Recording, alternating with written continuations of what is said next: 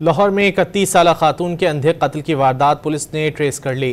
مقتولہ کو مبینہ زیادتی کے بعد قتل کر کے لاش ریلوے ٹریک پر پھینک دی گئی۔ ملزم کو گرفتار کر لیا گیا۔ تفصیلات وسیم ریاض کی رپورٹ میں۔ رائیونڈ کے علاقہ میں ریلوے ٹریک سے ملنے والی خاتون کی لاش کی شناخت کر لی گئی۔ ملزم بھی گرفت میں آ گیا۔ مقتولہ سونیا کام پر گئی اور واپس گھر نہ آئی۔ 2 دن بعد ورثا نے پولیس سے رابطہ کیا۔ چوکی جیا بگا پولیس نے تفتیش شروع کی تو شوکت نامی ملزم حراست میں آ گیا، جس نے قتل کی واردات کا اعتراف کر لیا۔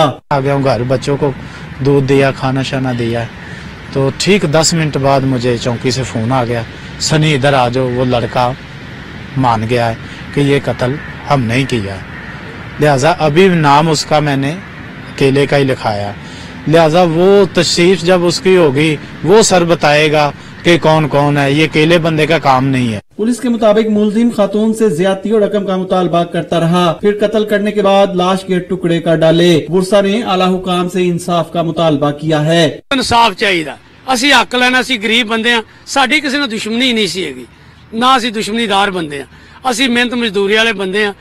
ساڈا آج تک کوئی ایسا معاملہ نہیں، نہ کسی نے لڑے، نہ جھگڑے، نہ چوکی، نہ تھانے، نہ اعلیٰ وزیر اعظم سے کہ آئی جی سے کہ ہماری اپیل ہے کہ منت ہے کہ ہمیں یہ انصاف مل جائے، کیونکہ یہ چھوٹے چھوٹے بچے ہیں، زیادتی ہوئی ہے۔ پولیس نے مقتولہ کی لاش پوسٹ مارٹم کے بعد ورثا کے حوالے کر دی، جبکہ ملزم سے اعلی قتل برآمد کر کے انویسٹیگیشن ونگ کے حوالے کر دیا ہے۔ کیمرہ مین انور خان کے ساتھ وسیم ریاض، ڈان نیوز، لاہور۔